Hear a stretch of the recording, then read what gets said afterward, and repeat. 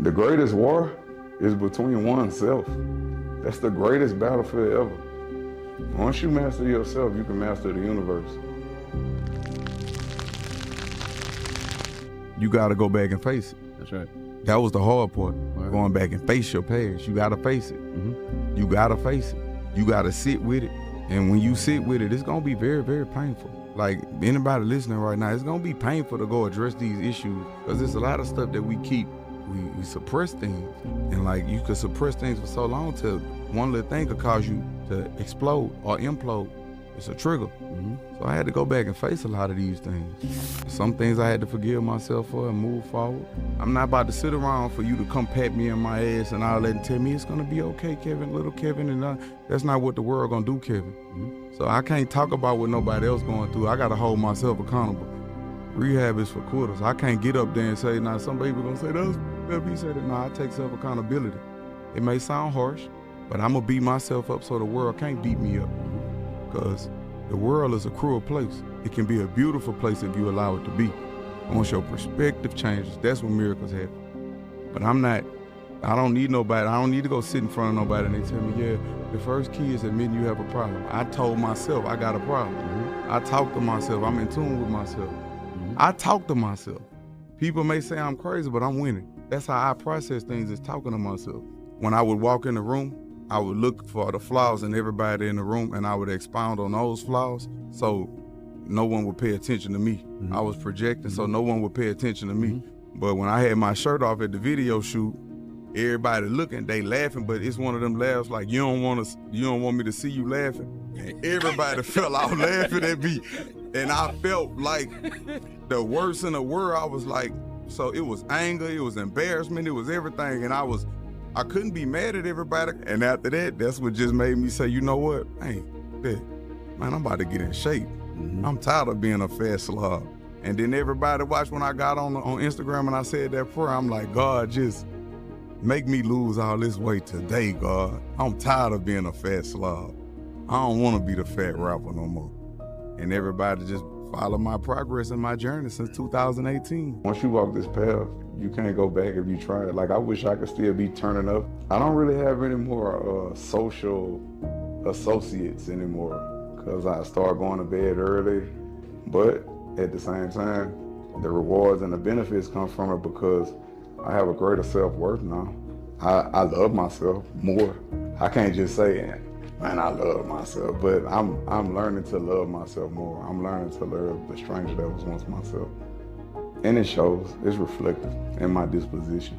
I used to hide the fact that I talk to myself, but now I promote the fact that I talk to myself because that's how I process things. I'm in tune with me.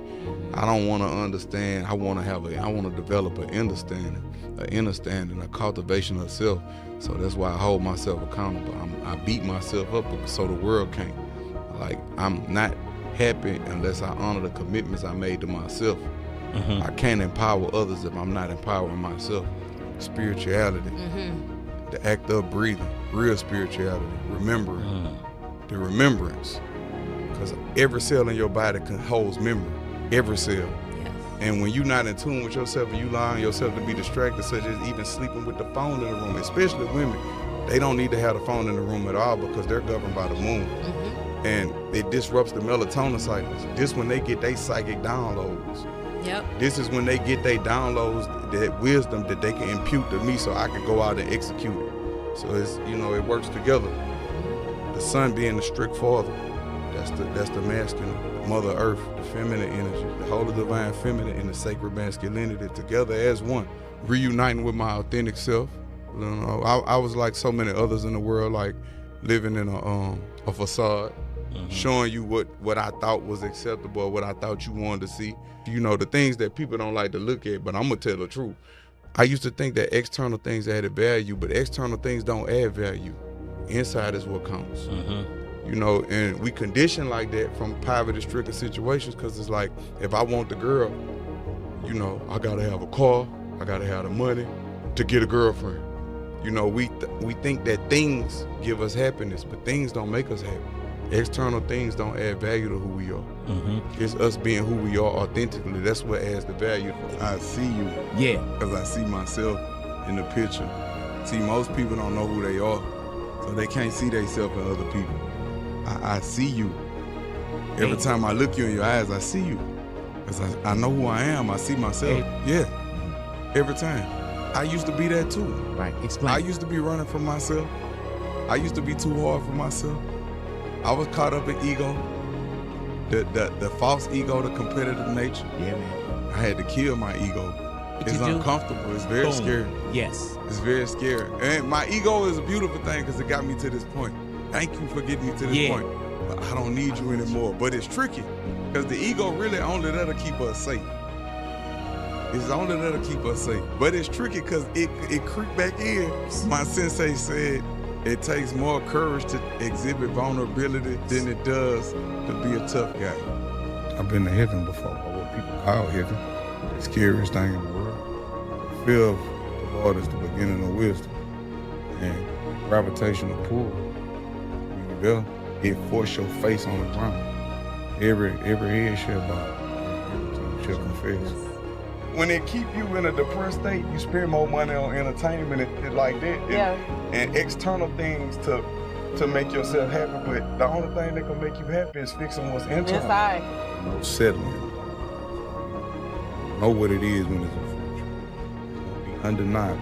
It's gonna be without a doubt a contradiction. It's gonna be glorious. Most people never get there.